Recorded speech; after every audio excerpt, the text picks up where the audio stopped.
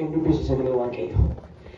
Isa xumura itti baatee bira keessee hin galateeffatu. Uumama boqonnaa 29 lakkoofsa 31 kaasee maqaa gooftaa Yesuus Kiristoos nan dubbisu.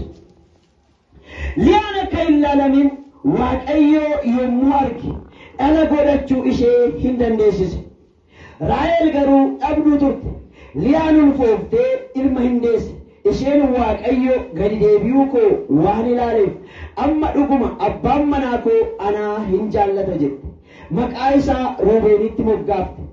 Ammas ulfooftee ilma deesse. Waaqayyo akka ani hin ilaalamin dhaga'ee ilma isa kanas immoo anaaf kenne jettee maqaa isaa Shimi'oonitti in moggaafte. Ammas ulfooftee ilma deesse. Isheen amma ilma sadii waan isaaf godhadheef abbaan manaa koo alana anatti hin maxxana jette. Kanaafis maqaa isaa Leewwii jettee hin moggaafte. Ammas ulfooftee ilma deesse. Isheen alana waaqayyoon nan jajadha jettee kanaafis maqaa isaa Yihuudaa jettee moggaafte. Yihuudaa jechuun galata jechuudha. Kana booddee da'uu hin dhaabde. Maalan isin jedhe mata duree koo isinoonni raanfattu na jala akkamitti ergaa isinii raawwataa? Haleluyaa. Galataan xumurta. Iddoo kanatti waa'ee maatii nama tokkoo abbaa manaa immoo tokko qaban waa'ee Liyaaf waa'ee Raaheliin kaasuun dirqama. Jarri kun haadha manaa eenyuuti? Yaaqoob.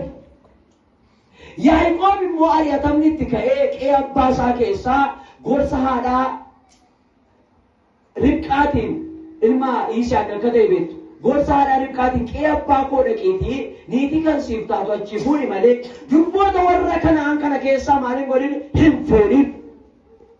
Isaan baruu warra kanaan kana gaaf tokko isinitti agarsiiseera wanta isaan godhan. Gadhiisii jiraatu. Gadhiisii. Haasawuun lallabuun isaan kan namatti hin tolle baay'eetu jira. Yoo barbaadan horii wajjin jiraatu. Yoo barbaadan dhala isaanii wajjin. Yoo barbaadan walii walii isaanii wajjin. Gadhiisii jiraatu waan ta'eef ilaaltee haati tuffattee hin jibbite. Biyya sanaatti dhaqii fuudhettee isa yommuu eebbarraa bitateera obboleessarraa Esaawurraa hangafummaa bitateera Yaaqoob.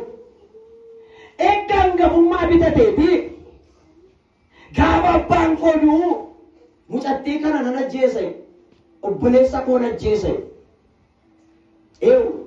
Esaawun inni aare.